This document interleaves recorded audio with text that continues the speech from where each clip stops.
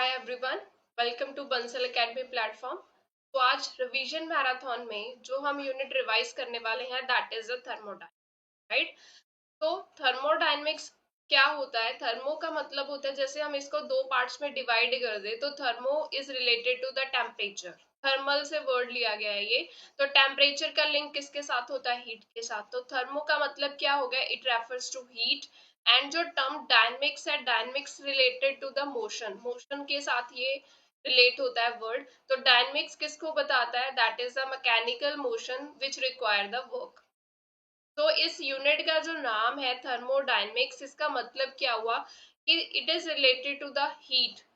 और डायनेमिक्स मतलब mechanical motion, motion of heat. Heat exchange हो रही है, हीट का मोशन हो रहा है और यहाँ पे कुछ ना कुछ वर्क डन करना पड़ रहा है। So this is the meaning of this unit name, right. तो थर्मोडायनेमिक्स जो होती है, this is the branch of physics. Physics की एक ऐसी ब्रांच होती है जो किसके साथ डील करती है? That deals with the concept of energy, कि एनर्जी एक्सचेंज हो रहा है, heat, temperature, and their interrelation with the radiation, energy and physical characteristics of the matter। तो बेसिकली यहाँ पे जो सिस्टम और सराउंडिंग के बीच में हम देखेंगे इंटरेक्शन हो रहा है, ठीक है। टेम्परेचर डिफरेंस की वजह से एनर्जी ट्रांसफर हो रही है, कुछ ना कुछ सिस्टम को काम करना पड़ रहा है, कुछ ना कुछ सिस्टम के ऊपर काम हो रहा है जिसकी वजह से एनर्जी एक्सचेंज हो रहा है। तो ये सारी चीजें जो है वो हम यहाँ पे पढ़ते हैं, ठीक है। तो सबसे पहले हम यहाँ पे बात करते हैं कि जो सिस्टम होता है और सराउंडिंग होता है वो क्या होते हैं।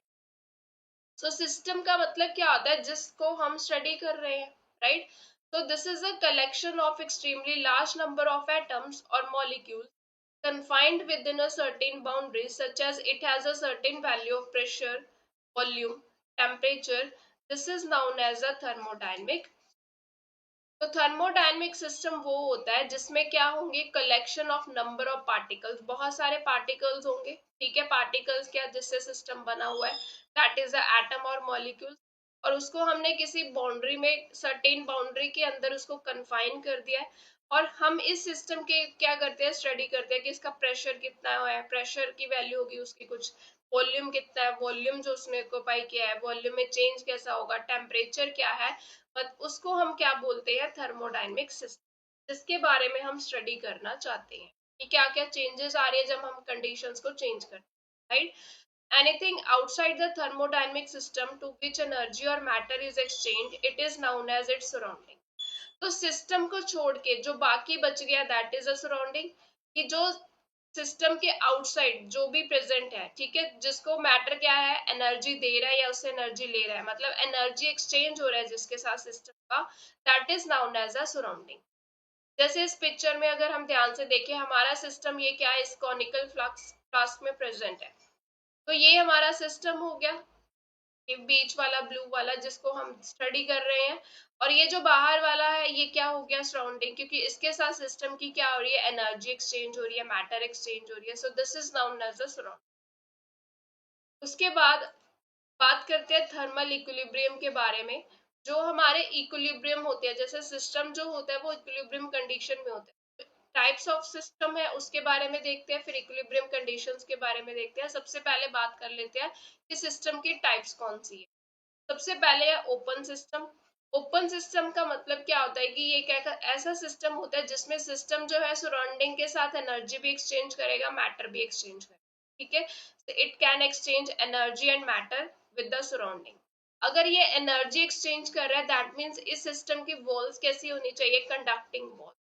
जैसे ये फर्स्ट पिक्चर में अगर हम ध्यान से देखें, ओपन सिस्टम है ये, ठीक है। ओपन सिस्टम है तो इसकी वॉल्स कैसी होंगी? कंडक्टिंग वॉल्स होंगी। कंडक्टिंग वॉल्स होगी तभी तो एनर्जी एक्सचेंज हो पाएगी। दूसरा मैटर एक्सचेंज हो रहा है, तो ये मैटर मतलब जो हमने यहाँ पे सिस्टम लिया, जैसे लिक्विड लिया तो उसके मॉलिक्यूल्स बाहर मैटर के बाहर सराउंडिंग के साथ एक्सचेंज हो रहे हैं, ठीक है। तो यहाँ पे क्या हो रहा है? हीट भी एक्सचेंज हो रही है और मैटर भी एक्सचेंज हो रहा है। ऐसे सिस्टम को हम क्या बोलते हैं? Open system. नेक्स्ट है हमारे पास क्लोज सिस्टम। क्लोज सिस्टम का मतलब क्या होता है? सिस्टम को क्लोज कर दिया है हमने, ठीक है। और यहाँ पे हमारे पास क्या होगा? सिर्फ एनर्जी एक्सचेंज होगी, मैटर एक्सचेंज नहीं होगा सराउंडिंग के साथ। राइट। तो यहाँ पे ये रही डायग्राम हमारे पास क्लोज सिस्टम की, हम ऊपर से सिस्टम को बंद कर दिया है। अब क्या होगा, मैटर एक्सचेंज नहीं होगा, बट वॉल्स कैसी है, कंडक्टिंग, कंडक्टिंग वॉल्स है तो ऑब्वियस है एनर्जी एक्सचेंज होगा यहाँ पे।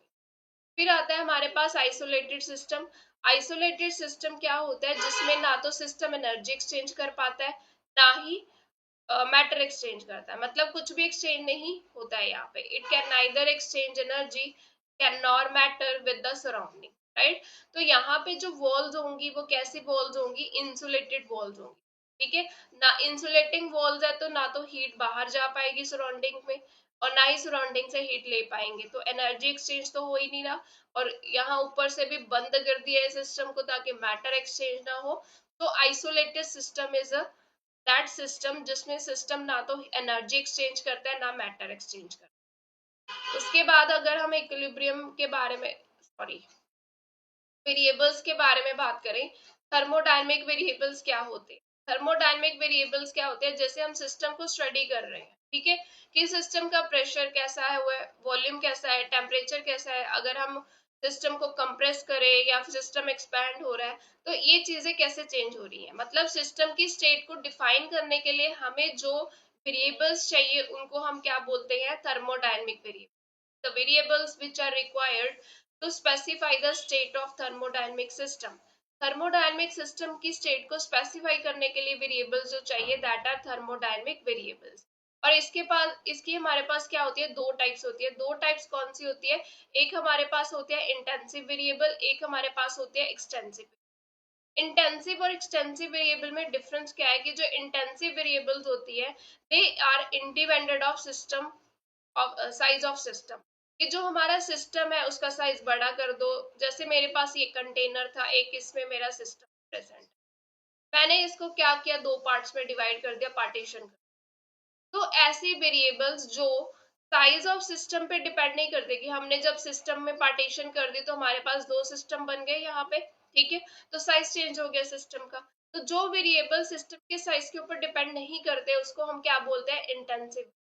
इसके एग्जाम्पल क्या है, हमारे पास temperature, pressure, specific heat capacity, ठीक है, ये सारे क्या है हमारे इंटेंसिव वेरिएबल। जैसे पहले पूरे सिस्टम का टेम्परेचर T था, ठीक है, जब पार्टीशन इंट्रोड्यूस करवाई सिस्टम का साइज चेंज हो गया, सिस्टम क्या हुआ, एक ए सिस्टम बन गया, ये बी सिस्टम बन गया। अब दोनों का टेम्परेचर भी क्या रहा, T ही रहा।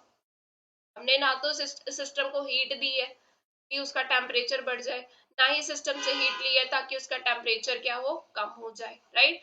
तो बस जैसे एक पार्टीशन इंट्रोड्यूस करवा दिया, साइज चेंज कर दिया सिस्टम का, तो यहाँ पे टेम्परेचर दोनों पार्टीशन पार्टीशन के बाद जो दो सिस्टम्स है उनका टेम्परेचर क्या रहा, सेम ही रहा ना। तो ये क्या है, इंटेंसिव वेरिएबल। तो ये जो होते हैं ये साइज के ऊपर डिपेंड नहीं करते, सिस्टम का साइज कैसा है। फिर आते हैं एक्सटेंसिव वेरिएबल पे। एक्सटेंसिव वेरिएबल क्या होता है, जो सिस्टम के साइज पे डिपेंड करेंगे उनको हम क्या बोलते हैं, एक्सटेंसिव वेरिएबल। जैसे इसी की बात करें, जब पार्टीशन यहाँ पे इंट्रोड्यूस करवा दी, पहले वॉल्यूम क्या था सिस्टम का, V था। अब वॉल्यूम क्या हो जाएगा, एक का वॉल्यूम लेट से V1 हो गया, एक का वॉल्यूम V2 हो गया, चेंज हो जाएगा ना वॉल्यूम। कि पार्टीशन इंट्रोड्यूस करवा दिए तो सिस्टम का वॉल्यूम चेंज हो जाएगा। सो ये जो वेरिएबल्स होते हैं ये क्या करते हैं, ये साइज पे डिपेंड कर रहे हैं, सिस्टम के साइज के ऊपर। इन वेरिएबल्स को हम क्या बोलते हैं, एक्सटेंसिव वेरिएबल, राइट। तो इसकी एग्जांपल क्या हो सकती है, जैसे मैंने बताया volume, energy, entropy, heat capacity, enthalpy, ये सारे क्या है, एक्सटेंसिव वेरिएबल। उसके बाद हमारे पास आता है thermodynamic equilibrium. Thermodynamic equilibrium, equilibrium की कंडीशन क्या होती है वो हम देखते हैं पहले।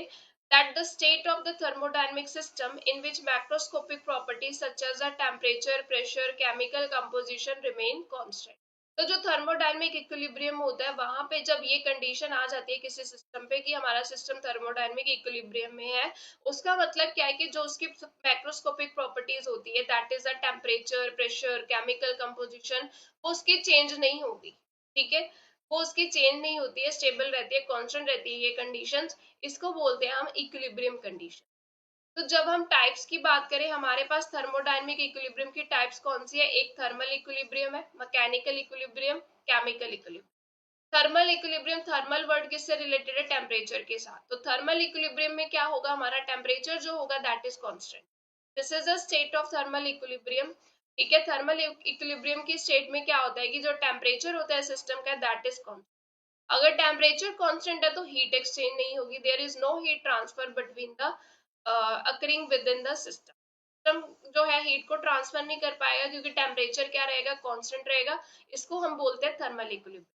मैकेनिकल इक्विलिब्रियम की अगर हम बात करें, जब सिस्टम जो है मैकेनिकल इक्विलिब्रियम में होता है then there is no net force acting, या फिर ऐसे बोल सकते हैं there is no pressure difference, कि जो प्रेशर है वो कांस्टेंट रहता है, या फिर हम बोल सकते हैं कि सिस्टम के ऊपर कोई भी फोर्स एक्ट नहीं कर रहा है।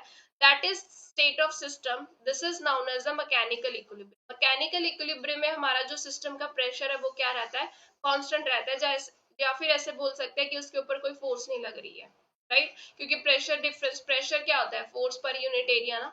ठीक है, एक पर्टिकुलर एरिया पे फोर्स लगा रहे हैं, उसको स्टडी कर रहे हैं, दैट इज द प्रेशर ना।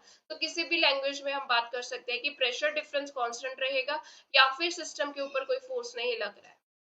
अगर केमिकल इक्विलिब्रियम की बात करें, when the system reaches chemical equilibrium the concentration of reactant and product remain constant over time. तो केमिकल इक्विलिब्रियम का मतलब क्या है कि जब हमारा जो कंसंट्रेशन है वो क्या रहता है, कांस्टेंट रहता है विद द टाइम। ठीक है, उसको हम क्या बोलते हैं, केमिकल इक्विलिब्रियम। नेक्स्ट है हमारे पास zeroth law of thermodynamics.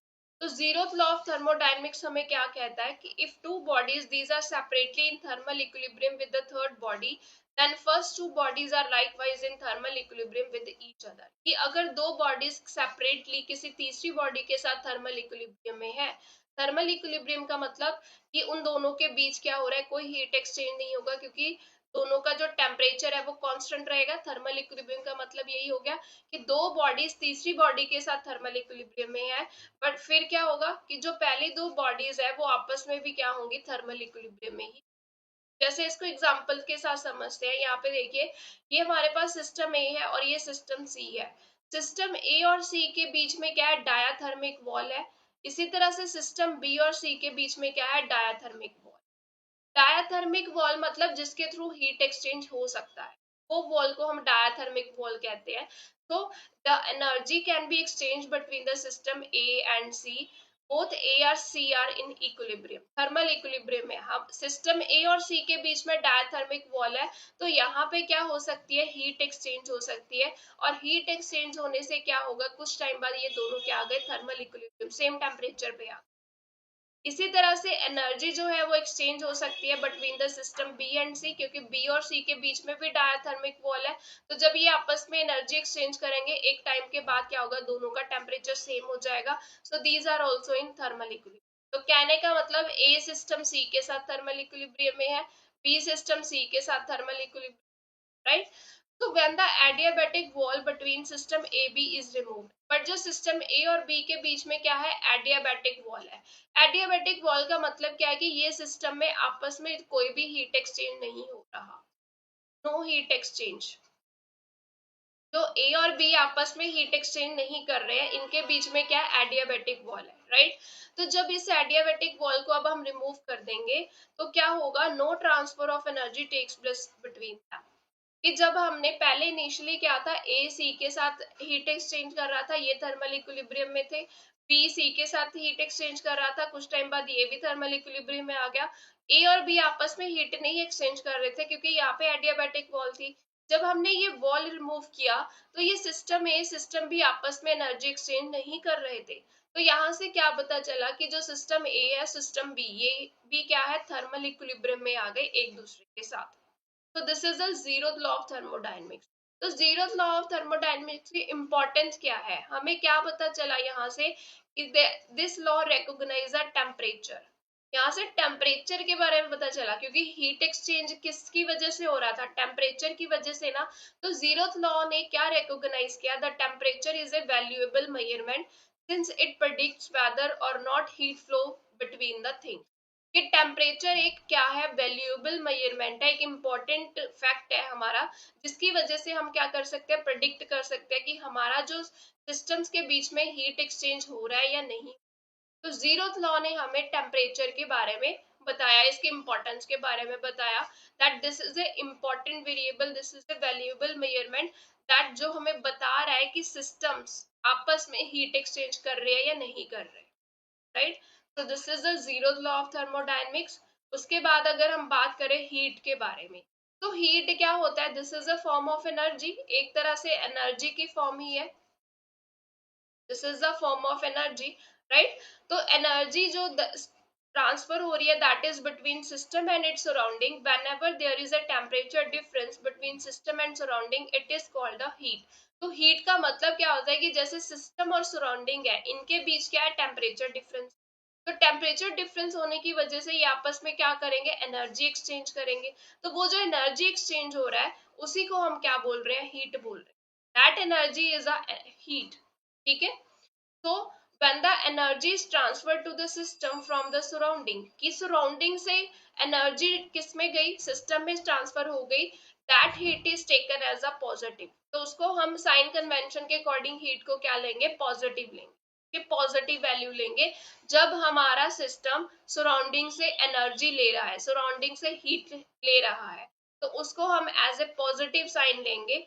if the energy is transferred to the surrounding from the system, कि अगर सिस्टम से एनर्जी ट्रांसफर होके सराउंडिंग में जा रही है, मतलब सिस्टम की खुद की एनर्जी कम हो गई, तो यहाँ पे जो हीट है उसका हम क्या लेंगे, नेगेटिव साइन लेंगे वैल्यू का, ठीक है। तो ये साइन कन्वेंशन होती है, ये हमें ध्यान में रखनी है कि अगर तो सिस्टम सराउंडिंग से हीट ले रहा है तो उसकी खुद की एनर्जी बढ़ जाएगी, तो इसका मतलब ये क्या हुआ, ऐसे याद रख सकते हो कि खुद की एनर्जी उसकी बढ़ गई, तो हीट को क्या लेंगे, पॉजिटिव साइन के साथ लेंगे।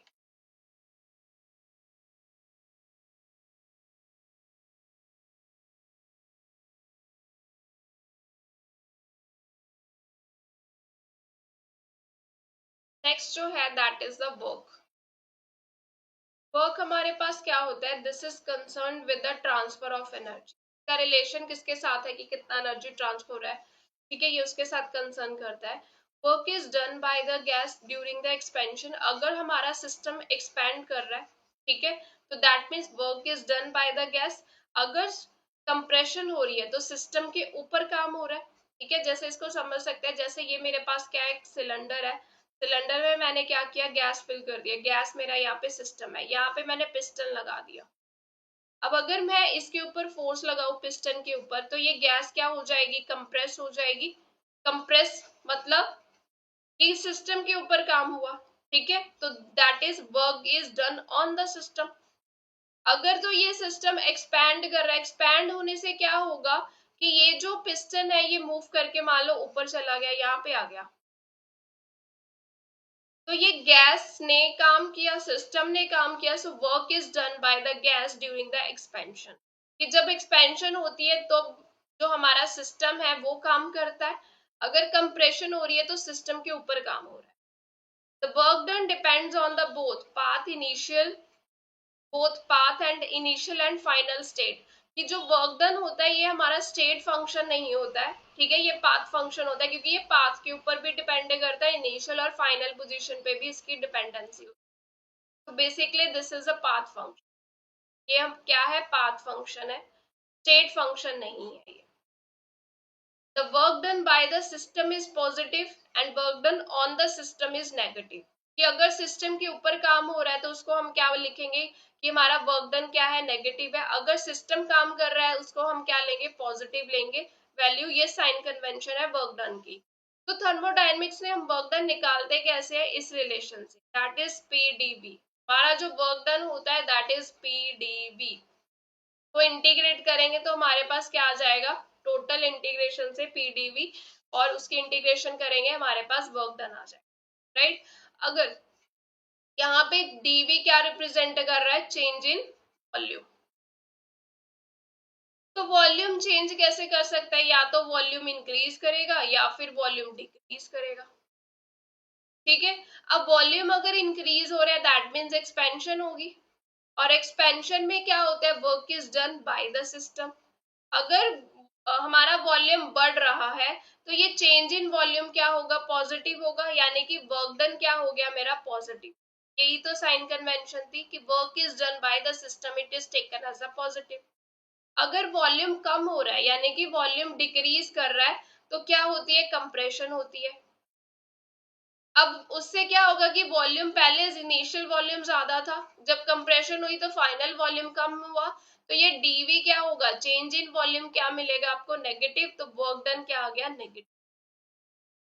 तो यही कन्वेंशन हम यहाँ पे लगाते हैं कि work is done on the system, तो नेगेटिव वैल्यू लेनी है उसको, work done by the system उसको हम क्या लेंगे, पॉजिटिव वैल्यू लेंगे। नेक्स्ट है इंटरनल एनर्जी। इंटरनल एनर्जी का मतलब क्या होता है, energy stored inside the system, it is a result of random movement of particles as well as potential energy of molecules as a result of their orientation, that energy is internal। Internal energy जो molecules की energy है। अब molecules के पास दो तरह की energy है, एक तो वो रैंडम मूवमेंट कर रहे हैं, सिस्टम में पार्टिकल्स मूव कर रहे हैं, उसकी वजह से उनके पास एनर्जी है। दूसरा, उनके पास जिस ओरिएंटेशन में वो प्रेजेंट है की वजह से उनके पास क्या है, पोटेंशियल एनर्जी है। तो ये जो एनर्जीज मॉलिक्यूल्स के पास होती है, that are known as a internal energies. तो इंटरनल एनर्जी जो होती है आइडियल गैस की, वो हम कैसे डिटरमिन करते हैं, बाय द टेम्परेचर। तो इंटरनल एनर्जी किसका फंक्शन होती है, टेम्परेचर का। अगर टेम्परेचर चेंज हुआ, इंटरनल एनर्जी चेंज हो जाएगी। तो आइडियल गैस के लिए हम इसको फाइंड कर सकते हैं बाय द टेम्परेचर।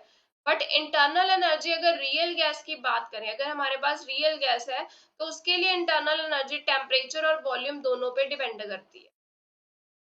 नेक्स्ट है point, internal energy of system depend on the interaction among the particles of the system, कि सिस्टम के अंदर पार्टिकल्स आपस में कैसे इंटरेक्ट कर रहे हैं, उनकी इंटरेक्शन कैसी है, ये उसके ऊपर डिपेंड करता है।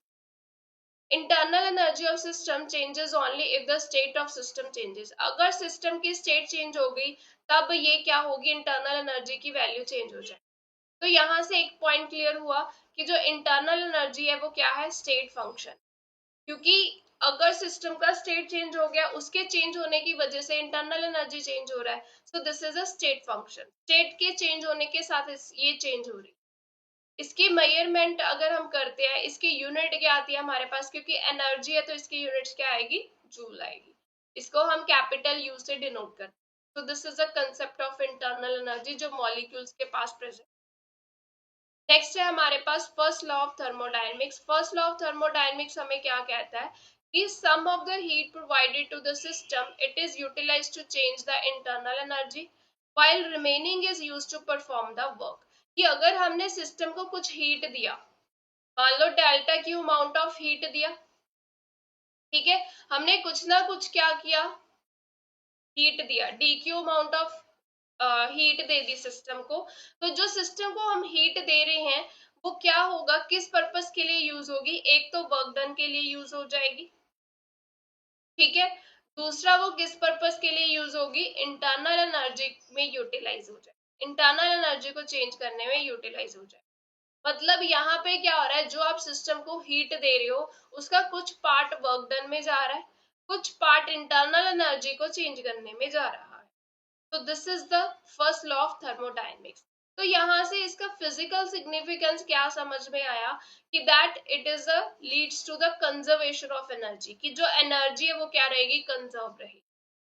कि जो हमने सिस्टम को एनर्जी दी है, वो क्या हो रहा है, कुछ पार्ट वर्क डन में जा रहा है, कुछ पार्ट इंटरनल एनर्जी को चेंज करने में जा रहा है। यानी कि यहाँ पे सिस्टम की एनर्जी क्या रहेगी, चेंज नहीं होगी, कंजर्व ही रहेगी। This is the first law of thermodynamics.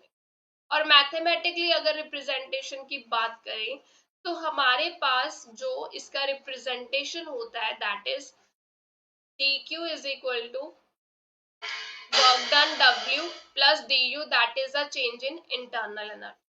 तो ये हमारे पास जैसे पिक्चर में शो किया गया, ये स्टेट 1 थी, ठीक है, कुछ ना कुछ हीट ट्रांसफर हुई, मान लो स्टेट 2 आ गई।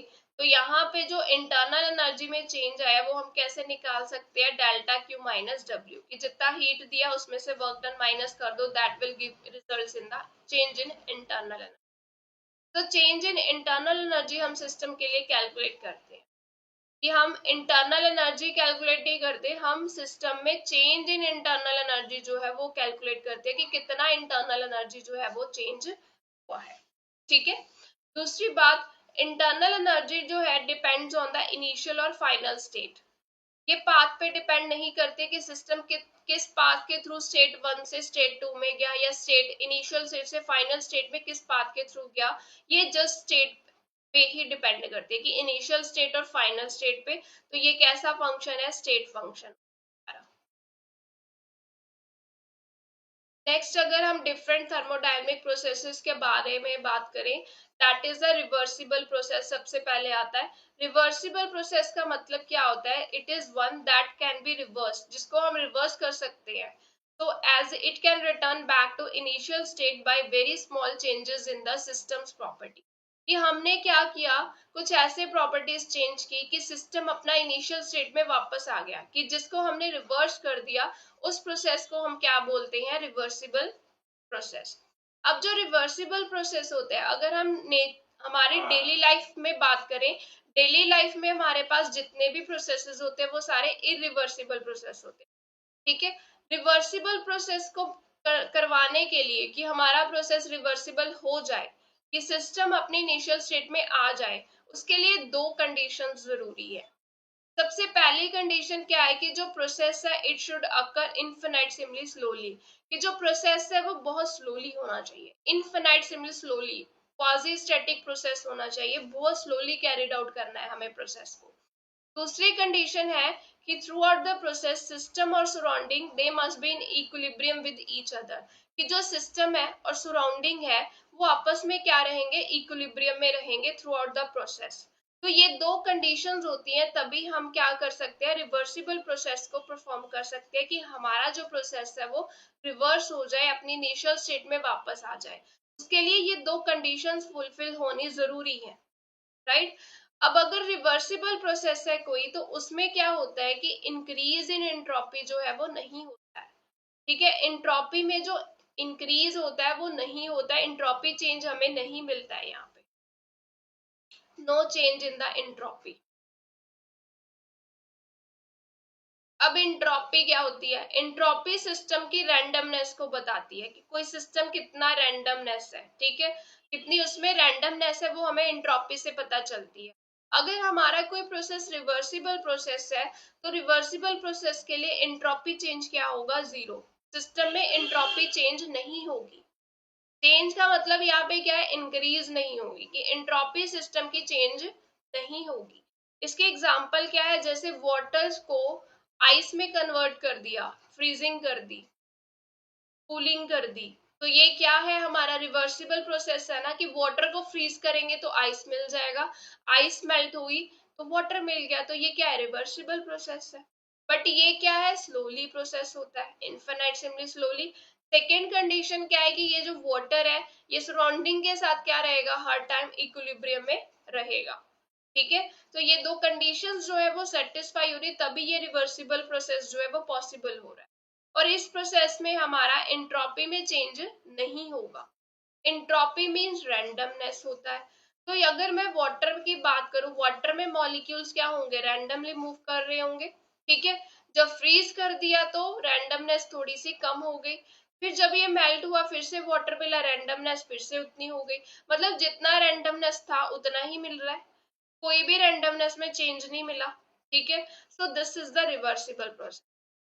उसके बाद अगर हम बात करें इरिवर्सिबल प्रोसेस की, तो इरिवर्सिबल प्रोसेस क्या होगा, जिसको हम रिवर्स नहीं कर सकते।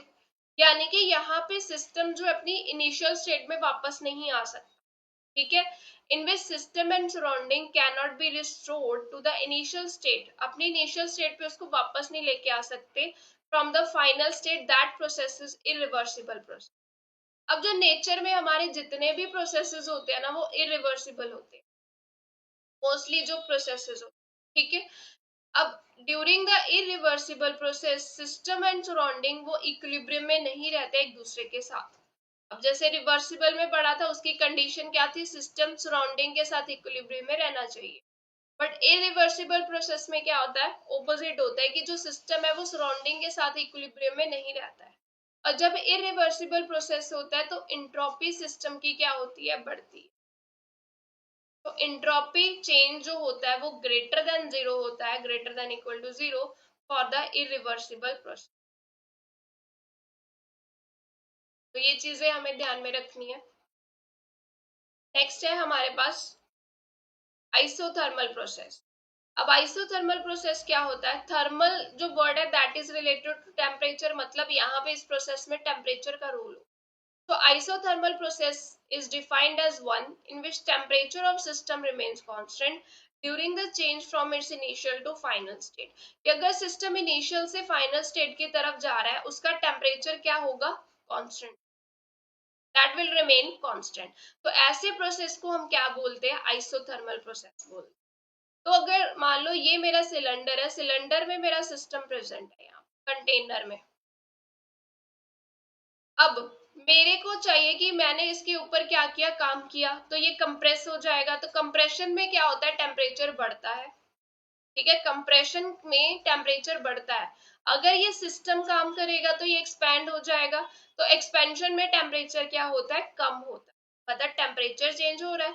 बट ये जो आइसोथर्मल प्रोसेस है ये फिर कैसे होगा कि ये जो कंटेनर लिया है हमने, इसकी वॉल्स कैसी होनी चाहिए? कंडक्टिंग वॉल्स होनी चाहिए। क्योंकि कंडक्टिंग वॉल्स होंगी, मान लो सिस्टम को कंप्रेस कर दिया, उसका टेम्परेचर बढ़ गया, तो वो सराउंडिंग के साथ क्या कर लेगा? हीट एक्सचेंज कर लेगा ताकि उसका टेम्परेचर चेंज ना हो। अगर एक्सपेंशन हो रही है सिस्टम की, टेम्परेचर क्या हो रहा है? कम हो रहा है, तो वो सराउंडिंग से हीट ले लेगा ताकि टेम्परेचर क्या रहे? कांस्टेंट। तो मतलब यहाँ पे कैसी वॉल होनी चाहिए? कंडक्टिंग वॉल्स होनी चाहिए, तभी आइसोथर्मल प्रोसेस की कंडीशन हमें मिल सकती है। The system he exchange heat with surrounding and temperature of system remains constant. तो टेम्परेचर कांस्टेंट होने का मतलब क्या है कि जो सिस्टम है वो सराउंडिंग के साथ हीट एक्सचेंज नहीं कर पाएगा क्योंकि टेम्परेचर इज कांस्टेंट। और आइसोथर्मल प्रोसेस के लिए हमारा चेंज इन टेम्परेचर क्या होगा? जीरो, क्योंकि टेम्परेचर चेंज नहीं हो रहा है। राइट। तो वर्क डन हम यहाँ पे आइसोथर्मल प्रोसेस के लिए कैसे निकालेंगे? वर्क डन हमारे पास क्या होता है? W is equal to integration P dV, यही होता है रिलेशन हमारे पास। राइट। अब आइसोथर्मल प्रोसेस के लिए हमारे पास इक्वेशन जो होती है, जो इस सिस्टम इसको डिफाइन करती है, हम आइडियल गैस इक्वेशन यहाँ पे यूज कर रहे हैं, that is PV is equal to nRT. अब यहाँ पे क्योंकि वॉल्यूम भी वेरिएबल है, पी भी वेरिएबल है, तो हम क्या करेंगे? यहाँ से पी की वैल्यू निकाल लेंगे, वो क्या आ जाएगी? That is nRT upon V. अब इस P की वैल्यू यहाँ इस वर्क डन के रिलेशन में फिल कर देंगे, that is N R T upon V d V, और इसको इंटीग्रेट कर देंगे VA से VB की तरफ। VA क्या हो गया? इनिशियल वैल्यू होगी वॉल्यूम की, VB क्या हो गया? Final volume. इंटीग्रेट करने पे हमारे पास ये वर्क डन का रिलेशन आ गया। तो आइसोथर्मल प्रोसेस के केस में हमारा वर्क डन जो होता है उसका रिलेशन क्या होता है? N R T natural log VB upon VA, यानी कि नेचुरल लॉग ये VB क्या है? फाइनल वॉल्यूम, VA क्या है? Initial volume. सो रेशियो आ गई फाइनल टू इनिशियल वॉल्यूम।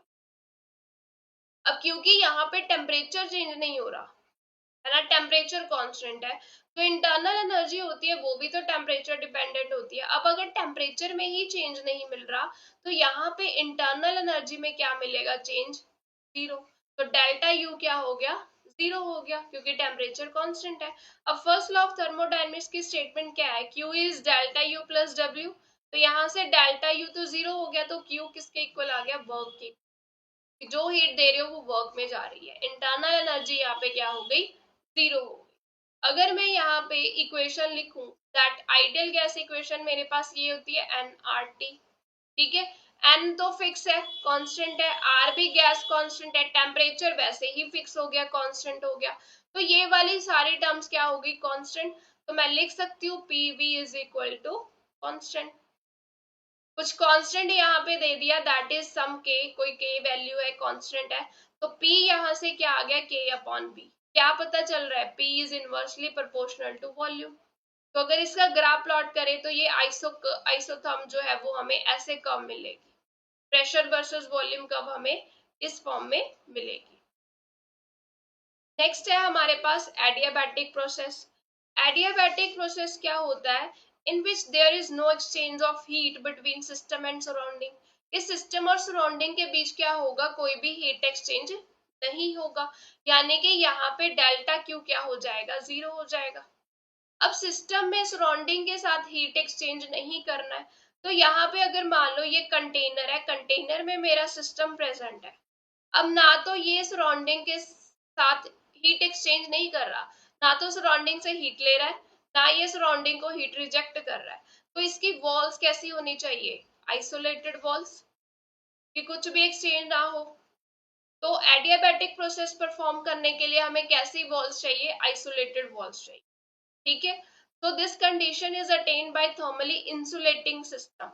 हमने सिस्टम को क्या कर दिया, इंसुलेट कर दिया, कि आइसोलेटेड वॉल्स ले ली कंटेनर की, उसमें सिस्टम रख दिया। तो सिस्टम कैसा है, यहाँ पे थर्मली इंसुलेटेड है। ठीक है, एक बात यहाँ पे ध्यान में रखनी है कि एडियाबैटिक प्रोसेस में अगर work is done by the system, temperature decrease कर रहा है। अभी हमने क्या पढ़ा था कि जब वर्क डन बाय सिस्टम, अगर सिस्टम काम कर रहा है तो क्या होगी, एक्सपेंशन होगी। तो एक्सपेंशन में क्या होता है, सिस्टम काम कर रहा है तो उसकी वजह से क्या होगा, टेम्परेचर क्या हो जाएगा, कम हो जाएगा। बट यहाँ पे वही चीज है, work is done by the system, तो टेम्परेचर क्या हो रहा है, डिक्रीज हो रहा है। अगर सिस्टम पे काम हो रहा है तो टेम्परेचर क्या हो जाएगा, बढ़ जाएगा, because system can not exchange heat with the surrounding. मतलब यहाँ पे टेम्परेचर चेंज होगा, क्योंकि यहाँ पे इंसुलेशन कर दिया है, सिस्टम हीट एक्सचेंज तो कर ही नहीं पाएगा। ठीक है, तो या तो टेम्परेचर इंक्रीज होगा या डिक्रीज होगा, राइट।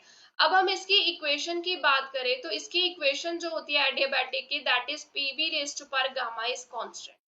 ये गामा क्या होता है, स्पेसिफिक हीट रेशियो होती है। तो इसकी इक्वेशन जो होती है एडियाबैटिक प्रोसेस को हम कैसे रिप्रेजेंट करते हैं, P V raised to power gamma is some constant. अगर मान लो मुझे प्रेशर और टेम्परेचर के बीच में रिलेशन इक्वेशन लिखनी है, तो मैं इसको V को रिप्लेस कर दूंगी यहाँ पे। ठीक है, मेरे पास आइडियल गैस इक्वेशन है ना, V is equal to N R T. V यहाँ से क्या आ गया, N R T upon P. तो इसमें फिल कर देते हैं V की जगह, तो क्या मिला, N R T upon P raise to power gamma is some constant के। तो ये P की पावर 1, ये नीचे P की पावर गामा, तो ये क्या मिला, P की power 1 minus gamma. N R तो कांस्टेंट ही है, इनको हम यहाँ दूसरी साइड ले जाते हैं, कांस्टेंट में मर्ज कर दिया। यहाँ पे क्या मिला, टी की पावर गामा इज कांस्टेंट। तो इस फॉर्म में इक्वेशन लिखी जा सकती है, अगर पी और टी की फॉर्म में इक्वेशन लिखी। ठीक है, अगर बी और टी की फॉर्म में लिखनी है तो यहाँ पे प्रेशर को चेंज कर देंगे। प्रेशर की जगह मैंने क्या फिल कर दिया, इसी इक्वेशन से क्या आएगा, प्रेशर किसके इक्वल आ गया, N R T upon B. तो यहाँ पे पी की जगह फिल कर दिया N R T upon B into B equal to some constant. तो यहाँ पे v की पावर गामा है, ये v है, तो ये क्या मिला, एन आर टी v की power gamma minus 1 is constant. तो ये n और r तो कॉन्स्टेंट ही है, इसको इस तरफ ले आए। तीसरी फॉर्म की इक्वेशन क्या मिल गई, T V raise to power gamma is some constant. तो इस तरह से हम वेरिएबल्स चेंज करके इक्वेशन लिख सकते हैं। तो हमें ये इक्वेशन याद रखना है, P V raise to power gamma is constant. अब हम वर्क डन जब निकालेंगे तो यहाँ पे वर्क डन हम कैसे निकालते हैं, इंटीग्रेशन ऑफ पी डीवी। तो ये p की वैल्यू यहाँ से निकाली, इसमें फिल कर दी। तो हमारे पास जो वर्क डन की वैल्यू आई, वो वर्क डन क्या आया मेरे पास, तो मैं यहाँ पे लिख देती हूँ, इस पार्ट को हम इरेज कर देते हैं।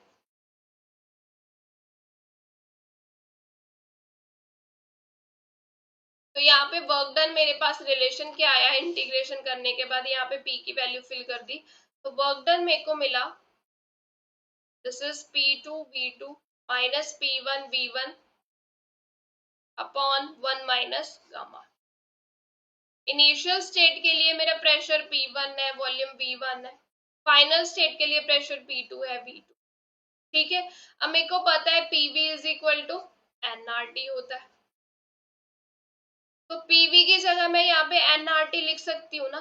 तो ये क्या बनेगा, nR टेम्परेचर T2 होगा इस स्टेट के लिए, इनिशियल स्टेट के लिए टेम्परेचर T1 ले लेते हैं, this is 1 minus gamma, right. तो यहाँ से एन आर अगर कॉमन ले ले तो वर्क डन क्या मिला, T2 minus T1 upon 1 minus gamma. तो ये वर्क डन का रिलेशन आ गया, ये वर्क डन की वैल्यू हमें यहाँ पे ध्यान में रखना। अब क्योंकि यहाँ पे हीट एक्सचेंज नहीं हो रहा है, तो first law of thermodynamics equation क्या होती है, Q is U plus W। Q को हमने 0 कर दिया तो U इक्वल आ रहा है माइनस W। ठीक है, तो यहाँ से क्या पता चला, देखो वर्क डन हमारा क्या था, पाथ फंक्शन था। U हमारी क्या, इंटरनल एनर्जी, ये स्टेट फंक्शन है। इसका मतलब जब हम एडियाबैटिक प्रोसेस करते हैं तो हमारा वर्क डन जो है वो U के इक्वल आ गया, यानी कि वर्क डन किस में चेंज हो गया, स्टेट फंक्शन बन गया यहाँ पे वर्क डन। क्योंकि वर्क डन किसके इक्वल है, ये दोनों इक्वल है ना। इक्वल कोई चीज कब होती है, जब दोनों इक्वल है। तो इसका मतलब यहाँ पे अब वर्क डन जो है वो पहले जो पाथ फंक्शन था वो स्टेट फंक्शन बन गया। तो ऐसे क्वेश्चन बन सकता है यहाँ से, ठीक है, कि हम वर्क डन को स्टेट फंक्शन बना सकते हैं, बिल्कुल बना सकते हैं अगर हम एडियाबैटिक प्रोसेस जो है वो परफॉर्म करें, यानी कि डेल्टा क्यू क्या कर दिया 0। अगर इसकी कर्व की बात करें तो यहाँ से पीवी कर्व कैसी दिखेगी, ये वाली कर्व है जो एडियाबैटिक प्रोसेस, ये वाली, ठीक है। This is the work done by adiabatic process और उसकी कर्व। नेक्स्ट अगर हम बात करें इंपॉर्टेंट पॉइंट की, that is the slope of adiabatic curve is more steeper than slope of isothermal curve। अब जो स्लोप है वो हम कैसे निकाल सकते हैं, जैसे मैं आइसोथर्मल के लिए बात करूं, आइसोथर्मल प्रोसेस के लिए हमारे पास इक्वेशन क्या थी, पी वी इज कांस्टेंट। तो यहाँ से स्लोप निकाल लेते हैं। स्लोप कैसे निकालते हैं, हमारी कर्व क्या थी, पी वर्सेस वी कर्व थी, ऐसे जा रही थी, इस तरफ P इस तरफ V, तो इसकी स्लोप क्या होगी, that is dp by dv ना। तो इसको हम क्या करते हैं, डिफ्रेंशिएट कर लेते हैं, P dv plus dp into v is equal to 0, constant का डेरिवेटिव 0 हो गया। तो यहां से हम क्या निकालते हैं, स्लोप निकाल लेते हैं। dp अपॉन dv की वैल्यू क्या आ गई, दैट इज ये v इस तरफ जाएगा माइनस p अपॉन, ये स्लोप आ गई। इसी तरह से हम आइसोथर्मल के लिए सॉरी एडियाबैटिक के लिए बात करें, की इक्वेशन क्या थी, पी वी रेज टू पर गामा इज सम कांस्टेंट के, इसको भी डिफरेंशिएट कर लेते हैं। पी को डिफरेंशिएट किया डीपी वी की power gamma plus P as it is ये गामा वी की power gamma minus 1 dV is 0। तो यहाँ से हम डीपी ओवर डीवी की वैल्यू निकाल लेते हैं स्लोप की। तो डीपी ओवर डीवी क्या आ जाएगा, this is equal to minus sign यहाँ पे भी आएगा, ये इस तरफ नीचे आया, gamma P p raise to power gamma minus 1 upon p raise to power gamma, ये इस तरफ डिनोमिनेटर में आएगा। तो dp ओवर dv यहाँ पे क्या आ गया, माइनस गामा, इसको ऊपर ले गए तो ये क्या मिला, गामा माइनस 1 माइनस गामा, तो v की पावर माइनस 1 बचा, तो मैंने ये नीचे लिख दिया v। अब इन दोनों को डिवाइड कर देते हैं, ये एडियाबैटिक की स्लोप है और ये आइसोथर्मल की स्लोप है। दोनों की अगर रेशो देखें तो क्या मिलेगी, this is dp over dv for adiabatic, dp over dv for isothermal, ये क्या मिला, this is minus gamma p upon v, isothermal के लिए minus p upon v, p upon v factor cancel, minus से माइनस कैंसिल। तो यहाँ पे देखो क्या मिल रहा है, जो स्लोप है एडियाबैटिक की दैट ऑफ आइसोथर्मल, वो क्या मिल रही है, गामा के इक्वल रेशो मिल रही है। और जो गामा फैक्टर होता है इसकी वैल्यू ग्रेटर देन 1 होती है। तो यहाँ से अगर थोड़ा सा रीअरेंज करें तो क्या मिला मेरे को, मैं यहाँ पे लिख देती हूँ, this is dp over dv adiabatic gamma times dp over dv isothermal. तो यहाँ से पता चल रहा है कि जो स्लोप होती है एडियाबैटिक कर्व की वो ज्यादा होती है as compare to the isothermal, ठीक है। अगर मैं इसकी कर्व्स की बात करूं, हम कर्व्स कैसे बना सकते हैं, मैं इस पार्ट को इरेज कर देती हूँ।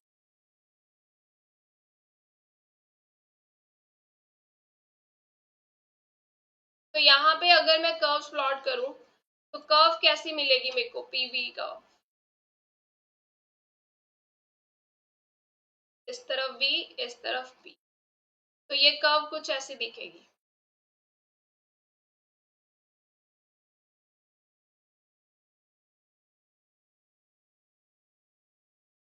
ये जो नीचे बनाई है ये एडियाबैटिक की होगी, ये थोड़ी सी शेप नहीं सही बनी, थोड़ी ऐसी कर्व्स होती है ना, ये थोड़ी स्ट्रेट लाइन बन गई, स्ट्रेट लाइन बिहेवियर नहीं होता है।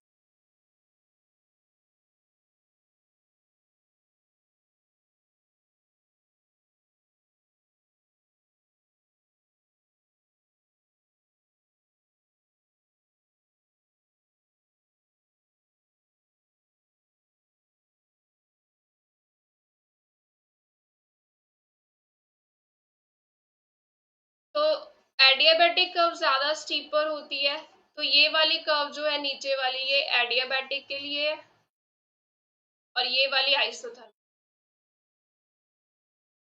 तो ये कर्व किसके लिए, जब एक्सपेंशन हो रही है सिस्टम, एक्सपेंशन के केस में। अगर कंप्रेशन होगा तो कंप्रेशन में कर्व्स कैसे प्लॉट कर सकते हो, देखो कंप्रेशन में क्या होता है, वॉल्यूम डिक्रीज होता है, बस थोड़ा सा कर्व्स में चेंज आ जाएगा, ये कर्व ऐसे दिखेगी, ठीक है। अब क्योंकि स्लोप किसकी ज्यादा है, एडियाबैटिक की, ये वाला कर्व ऊपर वाला आएगा एडियाबैटिक, और नीचे वाली कर्व आइसोथर्मल प्रोसेस के लिए आएगी, ये एक्सपेंशन के केस में ऐसी कर्व दिखेगी। नेक्स्ट हम बात करते हैं आइसोबारिक प्रोसेस के बारे में।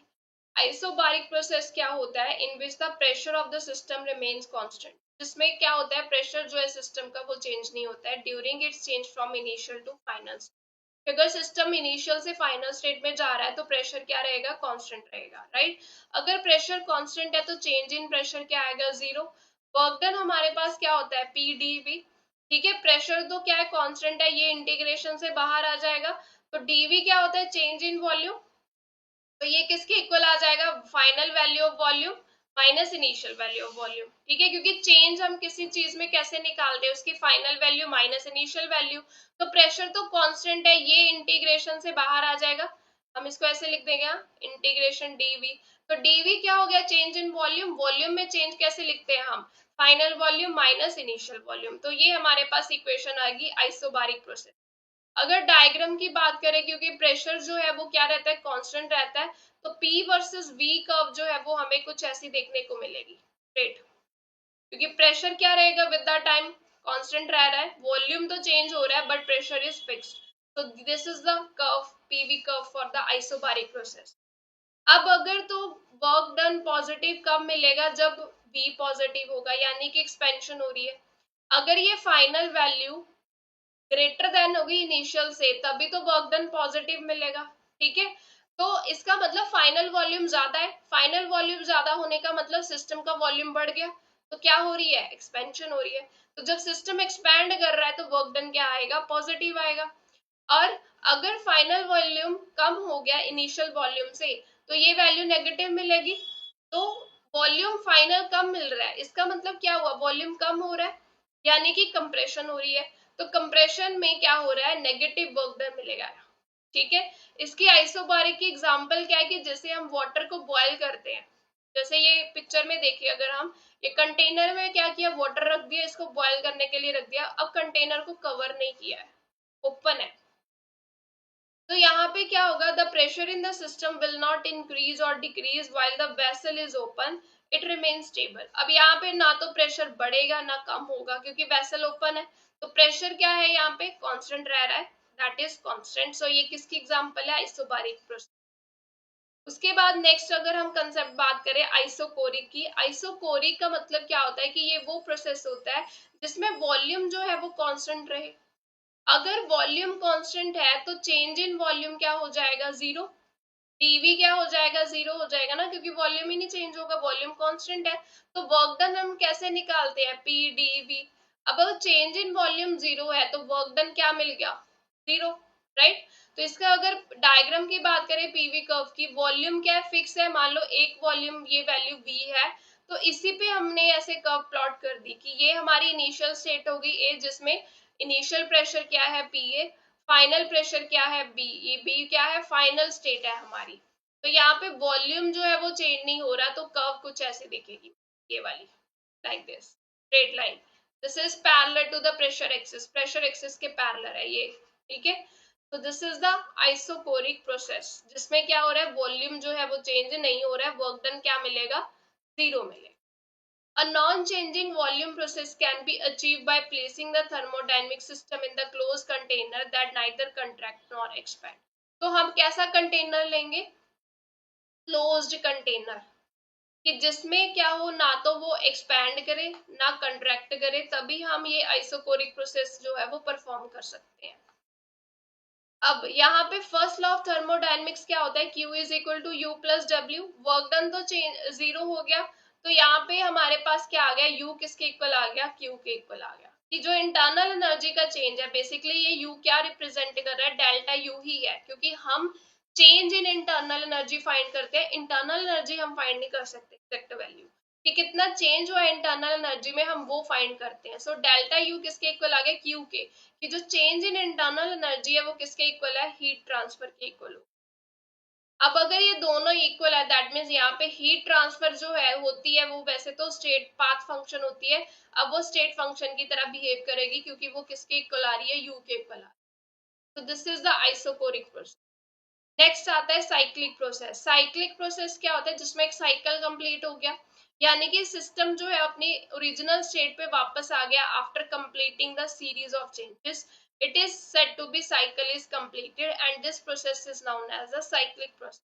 कि यहाँ इनिशियल स्टेट से सिस्टम मूव हुआ, फाइनल स्टेट पे गया, फिर फाइनल स्टेट से वापस वो इनिशियल स्टेट पे आ गया, हमें एक साइकिल कंप्लीट मिल गया।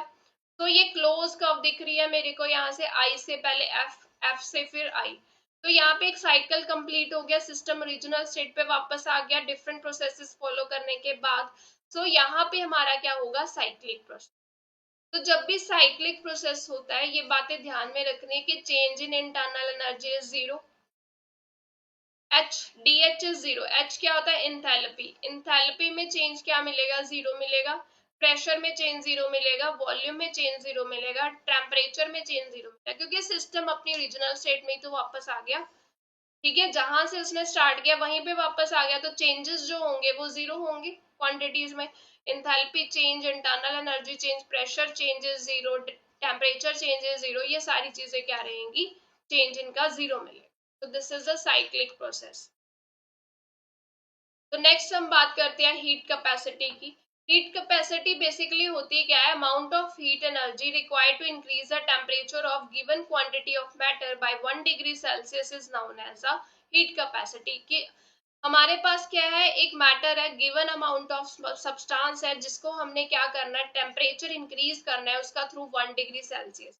तो हमें उसको कितना अमाउंट ऑफ हीट देना पड़ेगा, that is known as a heat capacity. तो इसको कैसे रिप्रेजेंट करते हैं, C is equal to Q upon delta T, या delta Q upon delta T भी लिख सकते हैं, this is delta Q upon delta T. ठीक है, सो यहाँ पे Q क्या रिप्रेजेंट कर रहा है, जो हम एनर्जी देना चाहते हैं ताकि उसका टेम्परेचर चेंज हो सके। टेम्परेचर चेंज करने के लिए हमें कितना एनर्जी देना पड़ेगा, दैट इज Q। और डेल्टा टी क्या रिप्रेजेंट कर रहा है, टेम्परेचर चेंज। C क्या है, यहाँ पे हीट कैपेसिटी है सिस्टम, राइट। तो इसके यूनिट्स क्या आ जाएंगी, हीट की यूनिट जॉउल होगी, यहाँ पे टेम्परेचर केल्विन में हो गया तो जॉउल पर केल्विन आएगी, या फिर जॉउल पर डिग्री सेल्सियस। टेम्परेचर की मेजरमेंट सेल्सियस में भी हो सकती है, सेल्सियस स्केल में। ठीक है, उसके बाद अगर हम स्पेसिफिक हीट की बात करें, स्पेसिफिक हीट में यहाँ पे वर्ड स्पेसिफिक आ गया, मतलब यहाँ पे हमने सब्सटेंस को स्पेसिफाई कर दिया कि मुझको सब्सटेंस कितना लेना है। जैसे 1 ग्राम का सब्सटेंस लिया, उसको टेम्परेचर चेंज करना है 1 डिग्री सेल्सियस के थ्रू, तो कितना हीट देना पड़ेगा, that is a specific heat. यहाँ पे हमने सब्सटेंस की अमाउंट ही मेंशन कर दी कि 1 ग्राम चाहिए मेरे को, उसका टेम्परेचर इंक्रीज करना है, कितना हीट देना पड़ेगा, that is a specific heat capacity. So this is the amount of energy required to increase the temperature of 1 unit substance। अब 1 यूनिट कुछ भी हो सकता है, ग्राम ले लिया, ठीक है, थोड़ा सा पार्ट ले लिया सिस्टम का, 1 ग्राम ले लिया, तो उसको टेम्परेचर इंक्रीज किया 1 डिग्री सेल्सियस से, तो कितना हीट देना पड़ेगा, that is a specific heat. If delta Q is amount of heat necessary to raise the temperature of mass m to delta t, तो स्पेसिफिक हीट हम कैसे लिखते हैं, C is delta Q upon m into delta T. तो delta Q यहाँ से किसके equal आ गया, एम सी डेल्टा टी। यहाँ पे C स्पेसिफिक हीट है, M मास हो गया, जो क्वांटिटी हमने सब्सटेंस की ली है, डेल्टा टी क्या आ गया, चेंज इन टेम्परेचर। इसकी यूनिट्स क्या आ जाएंगी, जॉउल पर किलोग्राम पर केल्विन। यहाँ से निकाल सकते हैं, डेल्टा क्यू जॉउल, मास किलोग्राम, डेल्टा टी केल्विन में, तो जॉउल पर किलोग्राम पर केल्विन, सेल्सियस में भी ले सकते हैं। तो this is the specific heat. तो ये आगे जो डिफरेंट टाइप्स की हम पढ़ते हैं mainly, that is specific heat at the constant pressure and specific heat at the constant volume. तो ये क्या होती है, देखो स्पेसिफिक हीट की डेफिनेशन तो वही रहेगी कि हमें कितना हीट देना पड़ रहा है, ठीक है, एक यूनिट मास, यूनिट सब्सटेंस या 1 ग्राम के सब्सटेंस लिया, उसका टेम्परेचर इंक्रीज करने के लिए। अब यहाँ पे वर्ड्स ऐड कर दिए, एक में कांस्टेंट प्रेशर आ गया, एक में कांस्टेंट वॉल्यूम आ गया। तो जब हम हीट जब दे रहे हैं, कांस्टेंट प्रेशर पे दे रहे हैं, तो क्या होता है, specific heat at constant pressure. So it is defined as amount of heat energy required to increase the temperature of substance by 1 degree Celsius or Kelvin while keeping the pressure constant. कि अब हमने क्या किया, pressure को constant रख के हमें जितना हीट देना पड़ेगा सब्सटेंस के टेम्परेचर को 1 डिग्री सेल्सियस से इंक्रीज करने में, that is known as a specific heat at constant pressure. इसको हम Cp से डिनोट करते हैं, Cp। P is for pressure, right. Specific heat at constant volume में क्या हो जाएगा, यहाँ पे हम वॉल्यूम को क्या कर देंगे, कांस्टेंट कर देंगे। So specific heat capacity at constant volume, it is defined as amount of energy required to increase the temperature of substance by 1 degree Celsius or Kelvin while keeping volume constant। इसको हम CV से denote कर देते हैं क्योंकि volume constant रखा है, तब हीट दे रहे हैं हम। अब Cp और Cv में रिलेशन क्या होता है, ये मेयर्स फॉर्मूला, ये हमें ध्यान में रखना है। Cp minus Cv is N into R। Cv हो गया heat capacity at constant volume, Cp हो गया heat capacity at constant pressure, R क्या हो गया, gas constant, N is amount of substance. तो ये रिलेशन हमें यहाँ पे ध्यान में रखना है। के बाद हमारे पास आते हैं specific heat ratio. Specific heat ratio हम कैसे निकालते हैं, that is the ratio of Cp to Cv। तो इसको गामा से डिनोट किया जाता है। गामा किसके इक्वल होता है, Cp ओवर Cv। इसको हम स्पेसिफिक हीट रेशो बोलते हैं, राइट। अब जो Cp होता है वो ग्रेटर देन Cv होता है, ऐसा क्यों होता है वो देखते हैं। कि जब हम कांस्टेंट प्रेशर पे हीट दे रहे हैं, तो वो हीट किस में यूटिलाइज होगी, कि हमने कांस्टेंट प्रेशर पे हीट दी, एक तो वो वर्क डन में यूटिलाइज होगी, प्लस वो इंटरनल एनर्जी को रेज करने में यूटिलाइज होगी, कि इंटरनल एनर्जी बढ़ जाए। तो हीट जो ऑब्जर्व हो रही है कांस्टेंट प्रेशर पे, it is used to raise the internal energy and do any work on the system. जब हम कांस्टेंट वॉल्यूम में देते हैं, कांस्टेंट वॉल्यूम पे देंगे, तो अगर वॉल्यूम कांस्टेंट है तो चेंज इन वॉल्यूम क्या हो जाएगा, जीरो, क्योंकि वॉल्यूम चेंज नहीं हो रहा है। तो वर्क डन क्या होता है, P इंटू डीवी। अब चेंज इन वॉल्यूम जीरो है तो वर्क डन क्या हो गया, जीरो हो गया। यानी कि जब हम कांस्टेंट प्रेशर पे हीट दे रहे हैं, तो वो हीट किस पर्पस के लिए यूज हो रही है, ये वर्क डन तो जीरो हो गया, वर्क डन तो हो ही नहीं रहा। तो वो किस पर्पस के लिए यूज हो रही है, इंटरनल एनर्जी को इंक्रीज करने के लिए। तो जब हम कांस्टेंट वॉल्यूम पे हीट देते हैं, तो जो हीट है वो जस्ट इंटरनल एनर्जी को ही रेज कर देती है, काम तो कोई करते ही नहीं है, कोई भी वर्क डन नहीं होता सिस्टम पे। तो यहाँ से क्या पता चला कि जो स्पेसिफिक हीट अंडर प्रेशर है, that is more than the at the constant volume. तो Cp is greater than Cv, क्योंकि Cv में जब हम कांस्टेंट वॉल्यूम में हीट दे रहे हैं तो कुछ काम तो हुआ ही नहीं, जस्ट इंटरनल एनर्जी बढ़ गई। बट जब हम प्रेशर, कांस्टेंट प्रेशर पे देते, जो हीट हमने दी है वो कुछ वर्क डन में यूटिलाइज हो गई, कुछ इंटरनल एनर्जी को रेज करने में यूटिलाइज हो गई। तो इसी रीजन वजह से बोला जाता है कि जो Cp है वो क्या होता है, ग्रेटर होता है Cv से। अब हम फर्स्ट लॉ पढ़ के आए हैं, फर्स्ट लॉ की जो लिमिटेशंस है उनको हम देखते हैं। सबसे पहले तो फर्स्ट लॉ ने हमें जस्ट इतना ही बताया था कंजर्वेशन ऑफ एनर्जी के बारे में, कि जो हम सिस्टम को हीट दे रहे हैं वो यूटिलाइज हो रही है इंटरनल एनर्जी को रेज करने में और वर्क डन करने में, ठीक है। But it does not predict the direction. इसने हमें ये नहीं बताया कि किस डायरेक्शन में हीट फ्लो करेगा, कि एनर्जी तो कंजर्व हो गई, but does not tell us why the energy will flow. For example, it does not explain why heat flow from hot to cold, not the other way around. ठीक है, direction के बारे में नहीं बताया, प्रेडिक्ट नहीं कर पाई। Flow of transfer, flow of heat तो हो रहा है, बट ये नहीं बताया कहाँ से कहाँ हो रहा है, ठीक है। चलो, ये एक्सप्लेन ही नहीं कर पाया कि हॉट से कोल्ड क्यों होता है, कि जब बॉडी हाई टेम्परेचर पे है वहां से हीट ट्रांसफर हो रही है बॉडी एट लोअर टेम्परेचर, ऐसा ही क्यों होता है, कोल्ड से हॉट क्यों नहीं कर सकते। नेक्स्ट है नो स्पॉन्टेनिटी इनसाइड, कि इसने इंफॉर्मेशन नहीं दी कि हमारा जो प्रोसेस है वो स्पॉन्टेनियसली अकर कर सकता है या नहीं कर सकता।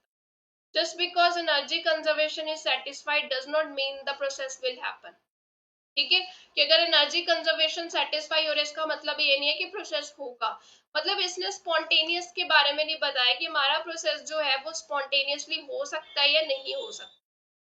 नेक्स्ट लिमिटेशन है कि एफिशिएंसी नॉट गारंटीड, कि ये लॉ ने जस्ट इतना बताया कि heat can be converted into work, but does not guarantee that this will happen efficiently. In reality, some energy always lost as waste heat, not all of it cannot be transferred into useful. इसने just ये बता दिया कि जो heat हम दे रहे हैं वो वर्क में यूटिलाइज हो रही है, इंटरनल एनर्जी को रेज करने में यूटिलाइज हो रही है, मतलब एनर्जी क्या है, कंजर्व है, हीट कन्वर्ट हो रही है वर्क में। बट इसने ये नहीं बताया कि कितनी एफिशिएंटली वर्क डन में कंप्लीट होगी, कि एफिशिएंटली कितना काम हो रहा है। क्योंकि अगर हम रियलिटी की बात करें कि जो हम सिस्टम को हीट देते हैं, कुछ ना कुछ वर्क डन हो रहा है, तो कुछ ना कुछ एनर्जी का लॉस होता ही होता है, ठीक है। तो यहाँ पे क्या हो रहा है कि अगर लॉस हो रहा है तो सारी की सारी एनर्जी जो हमने दी है वो सारी की सारी वर्क में नहीं जाती है, कुछ ना कुछ लॉस हो रहा है एनर्जी का। तो इस लॉ ने ये नहीं बताया कि हम एफिशिएंटली कन्वर्ट कर सकते हैं, कि जितना हीट दिया उसको कन्वर्ट कर सकते हैं वर्क में, एफिशिएंटली नहीं बताया, कुछ आइडिया नहीं दिया इसके बारे में। नेक्स्ट है साइलेंट ऑन रिवर्सिबिलिटी, रिवर्सिबिलिटी के बारे में कुछ नहीं बताया, कि इसने बताया नहीं कि प्रोसेस रिवर्सिबल होगा या नहीं होगा, ठीक है। क्योंकि कुछ प्रोसेसेस जो होते हैं वो दोनों वे से परफॉर्म हो सकते हैं without losing energy while others can't. तो फर्स्ट लॉ ने डिफरेंशिएट नहीं कर पाया, ये जो प्रोसेसेस डिफरेंट टाइप्स के हो रहे थे ये उनको डिफरेंशिएट नहीं कर पाया कि ये रिवर्सिबल हो सकते हैं या नहीं हो सकते, ये इसकी लिमिटेशन है। Does not account for the energy quality, energy quality के बारे में कुछ नहीं बताया कि all form of energy are not equal in terms of their ability to do work. First law treats all the energy the same, but in practice some form of energy are more useful than others. कि first law ने just इतना बता दिया energy exchange हो रहा है, energy conserve है, ठीक है, बट इसने एनर्जी क्वालिटी के बारे में नहीं बताया, क्योंकि इसने सारी टाइप्स की एनर्जी, जो डिफरेंट टाइप्स की एनर्जी, उसको इसने सेम ही ट्रीट किया। बट एक्चुअल में क्या होता है, कुछ फॉर्म ऑफ एनर्जी ज्यादा यूजफुल होती है देन द अदर्स, ठीक है। तो एनर्जी क्वालिटी के बारे में भी नहीं बताया। So these are limitations of first law of thermodynamics. उसके बाद अगर हम बात करें हीट इंजन की, this is the important application. Heat engine जो होते हैं वो क्या होते हैं, ये आर थर्मोडायनेमिक मशीन्स, ये थर्मोडायनेमिक मशीन्स होती हैं that convert heat energy into mechanical work, कि जो हीट को वर्क में कन्वर्ट करती है, उन मशीन्स को हम क्या बोलते हैं, हीट इंजन। अब हीट इंजन में होता क्या है, एक हमारे पास हॉट बॉडी होती है, हाई टेम्परेचर रिजर्वायर, जिसको हम क्या बोलते हैं, सोर्स बोलते हैं। एक लोअर लोअर टेम्परेचर बॉडी होती है जिसको हम क्या बोलते हैं, सिंक बोलते हैं। तो यहाँ पे हीट इंजन कर क्या रहा है, हॉट बॉडी से कोल्ड बॉडी को हीट ट्रांसफर कर रहा है, ठीक है, and harness this thermal energy to perform work such as moving a piston और रोटेटिंग ए टरबाइन, ठीक है। और ये जो एनर्जी जो हम हाई हॉट बॉडी से कोल्ड की तरफ लेके जा रहे हैं, हीट ट्रांसफर हो रहा है, ये कर रहा है, तो ये जो है यहाँ पे कुछ ना कुछ जो वर्क है वो परफॉर्म होता है। और वो जो वर्क परफॉर्म हो रहा है वो किस पर्पस के लिए, कि कुछ काम जो हमने करना है उसके लिए यूटिलाइज हो रहा है, ठीक है। एनर्जी जो हमने ली है, मान लो सोर्स से, हॉट बॉडी से एनर्जी ली, उसका कुछ पार्ट वर्क डन में जाएगा, वर्क डन करने में यूटिलाइज हो जाएगा, और कुछ पार्ट जो है वो सिंक को चला जाएगा, जो सिंक होती है that body is at lower temperature. मतलब यहाँ पे इस प्रोसेस में क्या हो रहा है, it loses some energy as waste heat due to inherent inefficiency in converting heat to work, क्योंकि यहाँ पे जो वर्क हुआ उसमें Q1, अगर मान लो Q1 amount of heat source से ली गई, उसमें से कुछ पार्ट जो होगा वो वर्क डन में कन्वर्ट हो गया, उसका कुछ पार्ट Q1 अमाउंट का कुछ पार्ट वर्क डन में यूटिलाइज हो गया, और कुछ पार्ट जो है वो क्या हुआ, सिंक के पास चला गया, सिंक को रिजेक्ट कर दी। मतलब यहाँ पे क्या हो रहा है, कुछ ना कुछ एनर्जी का लॉस हो रहा है। यहाँ पे जितनी हीट सोर्स से ली है वो सारी की सारी वर्क में कन्वर्ट नहीं हुई, कुछ पार्ट जो है वो सिंक को रिजेक्ट हो गया, कुछ पार्ट एनर्जी का लॉस हो गया, ठीक है। तो ये जो ऑपरेशनल साइकिल होता है, इसमें होता क्या है कि it observes heat from the source, source से हीट लिया, सोर्स हायर टेम्परेचर पे होता है, यानी कि T1 ग्रेटर देन T2 हो गया यहाँ पे। तो कुछ पार्ट हीट का वर्क में कन्वर्ट हो गया, ये इस पार्ट ने क्या किया, वर्किंग सब्सटेंस जो होता है उसने वर्क किया, ठीक है, हीट के कुछ पार्ट को वर्क में कन्वर्ट कर दिया, और जो रिमेनिंग था उसको वेस्ट की तरह रिजेक्ट कर दिया, किसको रिजेक्ट किया, सिंक को रिजेक्ट कर दी बाकी की हीट। तो यहाँ पे अगर वर्क डन निकाले, वर्क डन कैसे निकालते हैं, Q input minus Q output. देखो सोर्स से कितना लिया था Q1, रिजेक्ट कितनी हुई है, Q2 अमाउंट ऑफ हीट, तो दोनों का डिफरेंस लोगे उतना ही क्या हुआ है, यहाँ पे वर्क डन हुआ है। ठीक है, तो हीट इंजन की सबसे अच्छी एग्जांपल क्या है, Carnot engine. Heat engine different types के होते हैं, बट हमें जो यहाँ पे पढ़ना है that is a Carnot cycle, Carnot engine. अब कार्नट इंजन की बात करें, यहाँ पे भी क्या होता है, एक सोर्स होता है, एक वर्किंग सब्सटेंस होता है, एक हमारे पास सिंक होता है, काम तो वही करेंगे, तीन एलिमेंट्स। ठीक है, अब यहाँ पे सबसे पहले क्या होती है, आइसोथर्मल एक्सपेंशन होती है। आइसोथर्मल एक्सपेंशन मतलब कि यहाँ पे गैस जो है वो एक्सपैंड करेगी आइसोथर्मली। आइसोथर्मल का मतलब टेम्परेचर फिक्स रहा, एक्सपेंशन मतलब एक्सपैंड हो रही है। तो यहाँ पे गैस एक्सपैंड हो रही है बट टेम्परेचर क्या रहेगा, सिस्टम का कांस्टेंट रहेगा। ठीक है, एक्सपेंशन हो रही है तो ऑब्वियस है वॉल्यूम बढ़ेगा, वॉल्यूम बढ़ रहा है, प्रेशर क्या हो रहा है, कम हो रहा है। तो यहाँ पे अगर डायग्राम में देखें, ये ए पॉइंट है और ये बी पॉइंट है। ए पॉइंट पे pressure P1, volume V1, temperature T1, ये स्टेट है। बी पॉइंट पे टेम्परेचर T1 ही रहेगा क्योंकि यहाँ पे ए से बी तक जो है that process is the isothermal expansion. Isothermal expansion में टेम्परेचर फिक्स रहेगा ना, कांस्टेंट रहेगा। तो ए जो स्टेट थी वहां पे टेम्परेचर T1 है तो बी स्टेट पे भी T1 रहा, बट प्रेशर और वॉल्यूम क्या हो रहे हैं, चेंज हो रहे हैं। तो आइसोथर्मल एक्सपेंशन के लिए वर्क डन हम अगर लिखें तो वो हमारे पास रिलेशन क्या होता है, एन आर, टेम्परेचर कितना रहा T1, natural log, final volume क्या है V2, इनिशियल वॉल्यूम क्या है V1। ये अभी हमने देखा वर्क डन जो होता है nRT, natural log, this is final volume to the initial volume. किसके केस में, आइसोथर्मल के केस में वर्क डन इतना ही होता है। तो ये ए से बी तक के लिए वर्क डन आ गया मेरे। उसके बाद अगर एडियाबैटिक एक्सपेंशन की बात करें तो एडियाबैटिक एक्सपेंशन हो रही है मतलब गैस जो है यहाँ पे क्या हो रहा है, हमारा सिस्टम यहाँ पे क्या हो रहा है, एक्सपैंड हो रहा है।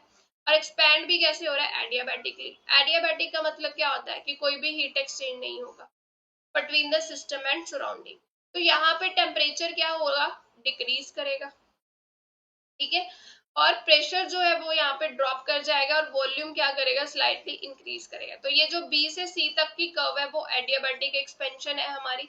ठीक है, एडियाबैटिक एक्सपेंशन में ध्यान में रख रहे हैं, जब भी एडियाबैटिक एक्सपेंशन होती है तो सिस्टम का जो टेम्परेचर होता है वो कम हो जाता है, ऑपोजिट होता है यहाँ पे। ठीक है, क्योंकि सिस्टम सराउंडिंग के साथ हीट एक्सचेंज ही नहीं कर रहा।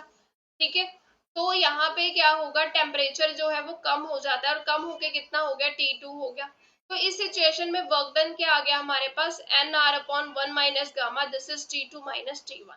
ये अभी हमने वर्क डन का रिलेशन देखा था, this is T2 is final temperature, T1 is initial temperature, और ये फैक्टर साथ में आ गया। सो ये एडियाबैटिक एक्सपेंशन के लिए वर्क डन आ गया।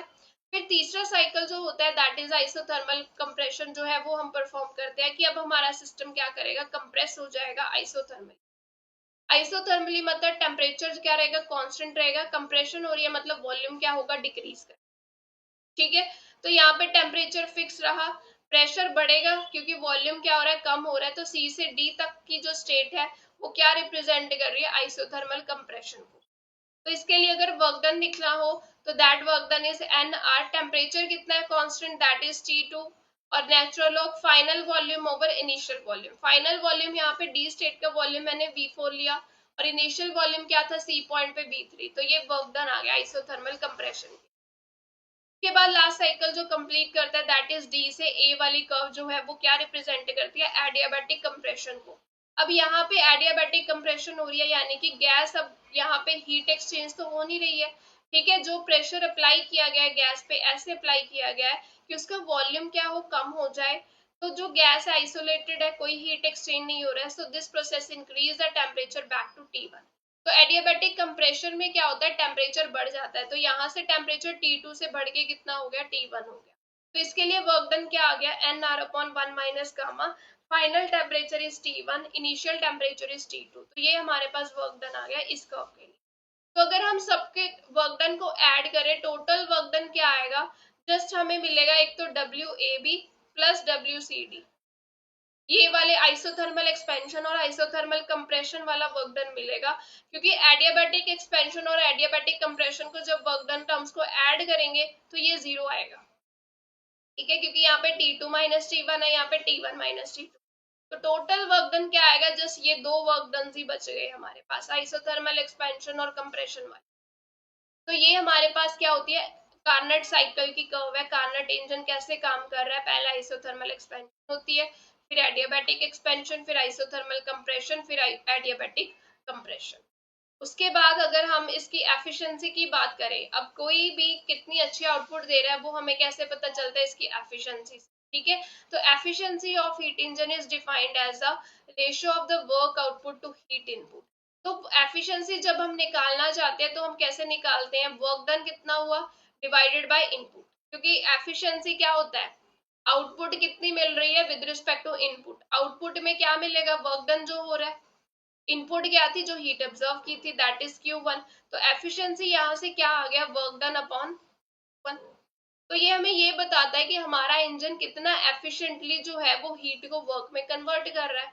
ठीक है, मैथमेटिकली अगर बात करें, वर्क डन की वैल्यू क्या थी, Q1 माइनस Q2, इसमें फिल कर दी तो हमारे पास एफिशिएंसी का रिलेशन आ गया 1 minus Q2 over Q1। Q2 यहाँ पे क्या है, जो heat amount of heat reject हुई थी सिंक को, और Q1 जो सोर्स से हीट लिया था, ठीक है, ऑब्जर्व किया था, Q इनपुट।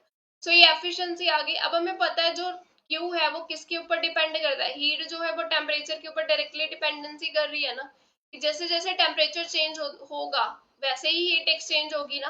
तो यहाँ से मैं रेशियो लिख सकती हूँ कि Q1 अपॉन Q2 किसके इक्वल आएगा, T1 अपॉन T2। तो ये जो रेशियो एफिशिएंसी की क्या मिली, 1 माइनस Q2 अपॉन Q1। तो यहाँ से अगर मैं लिखूं Q2 अपॉन Q1 क्या मिलेगा, T2 अपॉन T1। तो इन टर्म्स ऑफ टेम्परेचर एफिशिएंसी का रिलेशन आ गया 1 माइनस T2 अपॉन T1। ये इन टर्म्स ऑफ टेम्परेचर भी निकाल सकते। ठीक है, अब अगर मैं Q2 को जीरो कर दूं, Q2 जीरो होने का मतलब क्या है कि जो सिंक को हीट रिजेक्ट हुई वो क्या हो गई, जीरो। मतलब सिंक को कुछ भी, यहाँ पे कुछ भी रिजेक्शन नहीं हो हीट का, कि जो हीट हमने ली वो सारी की सारी वर्क डन में कन्वर्ट होगी। तो यहाँ पे ईटा की वैल्यू क्या मिलेगी, 1। और जब एफिशिएंसी की वैल्यू 1 आ रही है यानी कि 100% एफिशिएंसी है। ठीक है, तो ये कब पॉसिबल है, जब हम जो है Q2 को जीरो कर दें, यानी कि जो हीट सिंक को रिजेक्ट हो रही है वो जीरो है। या फिर हम बोल सकते हैं T2 इज जीरो। T2 किसका टेम्परेचर था, सिंक का, कि अगर सिंक का टेम्परेचर जीरो हो गया तब भी एफिशिएंसी क्या मिलेगी, 100%। बट ये जो है अटेन करना प्रैक्टिकली पॉसिबल ही नहीं है। ठीक है, क्योंकि कुछ ना कुछ जो है लॉस होता ही होता है एनर्जी का। ये हीट इंजन की एफिशिएंसी जो मिलेगी हमेशा लेस देन 1 मिलेगी, की वैल्यू 1 से कम ही मिलेगी। 100% एफिशिएंसी जो है वो पॉसिबल, क्योंकि हम टेम्परेचर जीरो नहीं कर सकते, या फिर जो हीट रिजेक्ट हो रही है उसको जीरो नहीं कर सकते, कुछ ना कुछ लॉस होगा ही होगा। नेक्स्ट हम बात करें कार्नट थ्योरम। कार्नट थ्योरम हमें क्या कहती है, the principle of Carnot engine also called Carnot theorem, it states that any system working between two given temperatures T1 hot reservoir and T2 that is a cold reservoir can never have an efficiency more than the Carnot engine working between the same reservoirs respectively। तो Carnot theorem ये कहते हैं कि अगर कोई system दो temperatures के बीच में काम कर रहा है, कौन से टेम्परेचर, T1 जो सोर्स का टेम्परेचर होगा यानी कि hot reservoir that is the source, और T2 क्या है, सिंक जो कोल्ड रिजर्वर है। अगर कोई सिस्टम इन दो टेम्परेचर के बीच में काम कर रहा है तो उसकी एफिशिएंसी कभी भी ज्यादा नहीं हो सकती कार्नट इंजन से, जो कि इन्हीं सेम रिजर्वर्स के बीच में काम कर रहा है। तो this is the Carnot theory. ठीक है, अब कार्नट इंजन इंट्रोपी की अगर बात करें, कई बार क्या होता है इंट्रोपी वर्सेस टेम्परेचर जो कर्व है वो भी हमें पता होनी चाहिए कार्नट साइकिल की, क्योंकि जब कार्नट साइकिल हमने यहाँ पे प्लॉट किया है वो क्या था, हमारे पास पीवी डायग्राम था, प्रेशर वर्सेस वॉल्यूम कर्व थी ना यहाँ पे। तो this is the pressure versus volume curve थी ना यहाँ पे। तो ये जो है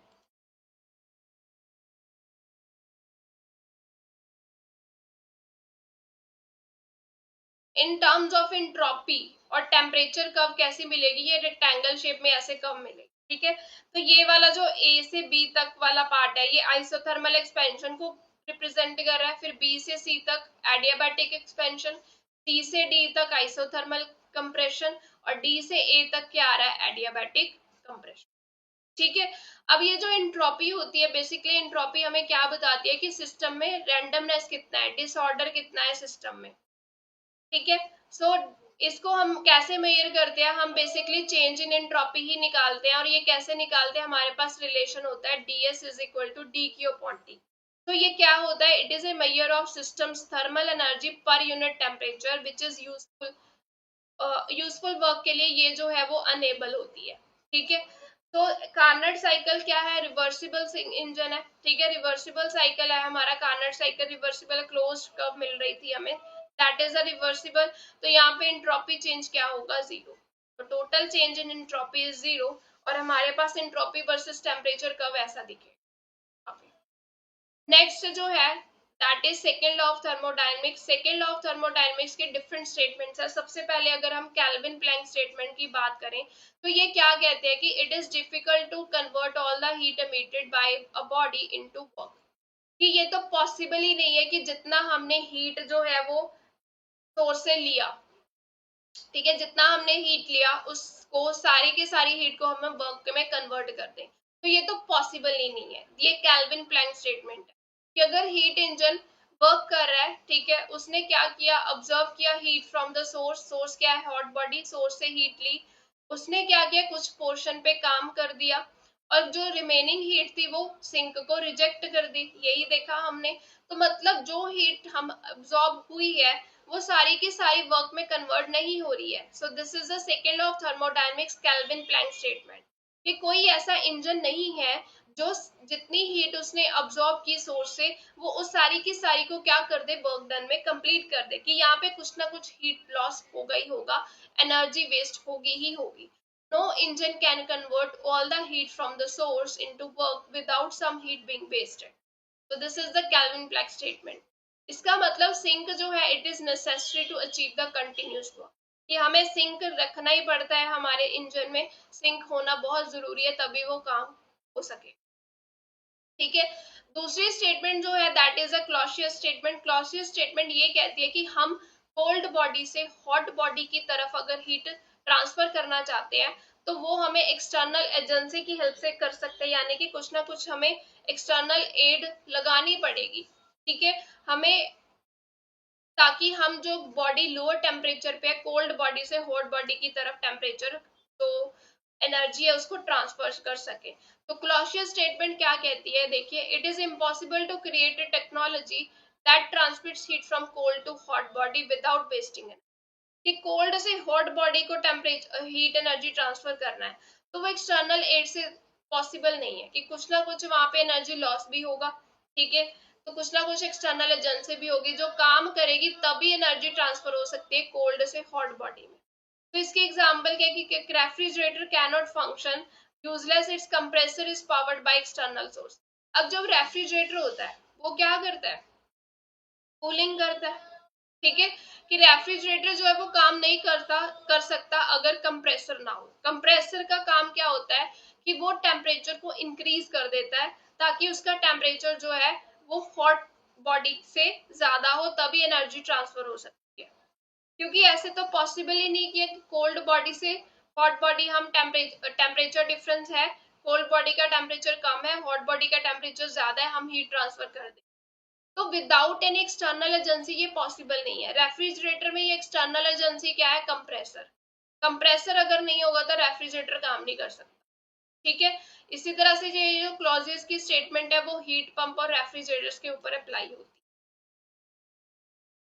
नेक्स्ट है हमारे पास कार्नेट रेफ्रिजरेटर। अब ये कार्नेट रेफ्रिजरेटर कैसे काम करता है कि जैसे हमने कार्नेट इंजन पढ़ा, वो क्या कर रहा था, सोर्स से हीट ले रहा था, कुछ काम कर रहा था, हीट काम में कन्वर्ट होगी, वर्क में कन्वर्ट होगी, कुछ पार्ट सिंक में चला गया। ठीक है, अब इसमें क्या कर दिया हमने, डायरेक्शन रिवर्स कर देनी है। तो 4 साइकिल हमने पढ़े थे कार्नेट साइकिल में, वो यहाँ पे क्या हो जाएंगे, ऑपोजिट डायरेक्शन कर देंगे। ठीक है, reversing the direction of each of the 4 processes of Carnot engine leads to absorption of heat from cold reservoir and delivery of heat to hot reservoir with the work now done on the system rather by system. अब यहाँ पे क्या होगा, opposite direction में काम हो रहा है। कैसे, अब यहाँ कोल्ड बॉडी से हीट ली जाएगी, उसके ऊपर एक्सटर्नल एजेंसी काम करेगी और जो हीट है वो यहाँ पे हॉट सोर्स पे ट्रांसफर हो जाएगी। तो हॉट सोर्स है उसको ट्रांसफर हो जाएगी। बेसिकली होता है क्या है, जैसे मान लो क्यूसी अमाउंट ऑफ हीट यहाँ कोल्ड बॉडी से ली, अब रेफ्रिजरेटर में यहाँ पे वर्किंग एजेंट क्या है, यहाँ पे कंप्रेसर है। अब ऐसा तो हो नहीं सकता कि कंजर्वेशन ऑफ एनर्जी हमें वैलिड करवाना पड़ेगा, कंजर्वेशन ऑफ एनर्जी क्या होती है कि एनर्जी ट्रांसफर होती है, टेम्परेचर डिफरेंस होगा, ठीक है। और हमने पढ़ा है कि क्या हो रहा है यहाँ पे, एनर्जी ट्रांसफर तब होती है जब high temperature to low temperature जाता है, बट यहाँ पे अपोजिट डायरेक्शन में काम करना है हमें, ठीक है। हमने कोल्ड से हीट ली, यहाँ पे कंप्रेशन क्या करेगा, कंप्रेसर अपना जब काम करेगा, वर्क डन करेगा, तो टेम्परेचर बढ़ जाता है, और वो टेम्परेचर इतना बढ़ जाता है कि वो सोर्स के टेम्परेचर से भी ज्यादा होता है, ठीक है। तो मतलब सोर्स का टेम्परेचर कम हो गया, यहाँ पे जो टेम्परेचर था वो कंप्रेसर ने बढ़ा दिया, अब जो एनर्जी है वो कहाँ से कहाँ फ्लो कर रही है, हाई टेम्परेचर से लो की तरफ ही तो जा रही है। तो कंप्रेसर का काम क्या है, यहाँ पे टेम्परेचर को बढ़ाना, ताकि हम एनर्जी कंजर्वेशन यहाँ पे वॉलेट ना हो, एनर्जी को ट्रांसफर कर सके hot higher temperature to lower temperature, ठीक है।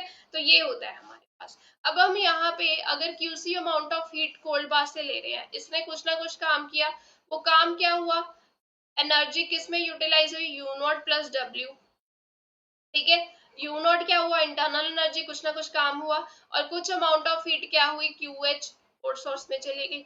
अब हम यहाँ पे क्या पढ़ते हैं, एफिशिएंसी नहीं पढ़ते हैं कि कितना इफेक्टिवली इंजन काम करता है, वो हमें एफिशिएंसी से पता चलता है। यहाँ पे हम पढ़ते हैं coefficient of performance. Coefficient of performance को हम बीटा से डिनोट करते हैं, और ये किसकी रेशो होता है, this is the ratio of input to output. Input यहाँ पे क्या था, जो कोल्ड जो ऑब्जेक्ट थी, ठीक है, जो सिंक था, वहां से हमने हीट ली थी, कितनी हीट ली थी, इनपुट क्या था क्यूसी, आउटपुट क्या मिल रहा है, वर्क डन, ठीक है। तो वर्क डन क्या होता है हमारे पास, Q H minus Q C आ जाएगा, ठीक है। देखो नोटेशंस तो वही रहेंगी, जैसे अगर मैं बात करूं T1 टेम्परेचर था हमारा यहाँ पे सोर्स का, यहाँ पे T2 इसका था, तो Q2 अमाउंट ऑफ हीट अब यहाँ से ली जाएगी, Q1 amount of heat source को दी जाएगी, Q1 Q2 वैल्यू वही रहेंगी जो सिंक में हमने नोटेशन यूज की थी, उसमें कार्नट इंजन में जो नोटेशन यूज की थी वही यूज करेंगे। तो बीटा क्या आ जाएगा, Q1 आ जाएगा, Q2 सॉरी, क्योंकि अब यहाँ पे इनपुट Q2 है ना, वर्क डन क्या हो जाएगा, Q1 माइनस Q, ठीक है। या हॉट और कोल्ड की फॉर्म में लिखना है तो ऐसे लिख सकते हो, वर्क डन क्या आ गया, Q H minus Q C, hot body का हीट जो दी माइनस को कोल्ड बॉडी से जो हीट ली। अब थोड़ा सा इसको सिंप्लीफाई कर दिया, यहाँ से क्या किया, डिनोमिनेटर से क्यू सी कॉमन ले लिया, ये हमारे पास आ गया। अब हमें ये रेशो पता है, अभी हमने देखा कि Q डायरेक्टली T के साथ वेरी कर रहा है ना, टेम्परेचर डिफरेंस होगा तभी तो हीट ट्रांसफर होगा, तो यहाँ से रेशो लिख ली कि QH अपॉन QC किसके इक्वल आ गया, TH अपॉन TC। तो ये जो Q1 अपॉन Q2 है, ये बेसिकली QH क्या है, Q1 ही तो है, तो इसकी रेशो क्या आ जाएगी, TH अपॉन TC। तो यहाँ से इन टर्म्स ऑफ टेम्परेचर हमें कोफिशिएंट ऑफ परफॉर्मेंस की वैल्यू मिल गई रेफ्रिजरेटर के केस। तो ये हमारे पास कंसेप्ट था रेफ्रिजरेटर का, कि जो ऑपोजिट डायरेक्शन में काम करता है कार्नट इंजन। कार्नट इंजन में हम हॉट सोर्स से हीट लेते हैं, फिर कुछ ना कुछ वर्किंग सब्सटेंस काम करता है, और कुछ पार्ट जो है सिंक को रिजेक्ट हो जाता है। यहाँ पे क्या होगा, जो लोअर टेम्परेचर वाली बॉडी होगी वहां से हीट ली, कुछ ना कुछ कंप्रेशर ने यहाँ पे काम किया, और कंप्रेशर ने काम करने के बाद कुछ हीट सोर्स दे दी, तो ऑपोजिट डायरेक्शन में काम हो रहा है। यहाँ पे कंजर्वेशन ऑफ एनर्जी वैलिड रहेगा, क्योंकि जो कंप्रेसर है वो क्या कर रहा है, जब कंप्रेशन करेगा तो वो क्या करेगा, टेम्परेचर को बढ़ा देगा, और उसका टेम्परेचर ज्यादा होगा as compare to the source, T1 से ज्यादा होगा। तो जो एनर्जी होती है हमें पता है हाई टेम्परेचर से लो टेम्परेचर ही फ्लो करती है, तो यहाँ पे टेम्परेचर अब बढ़ गया इतना, सोर्स से ज्यादा हो गया, तो हाई टेम्परेचर से लो टेम्परेचर ही तो हीट जा रही है। तो यहाँ पे कंजर्वेशन ऑफ एनर्जी भी क्या रहता है, वैलिड रहता है।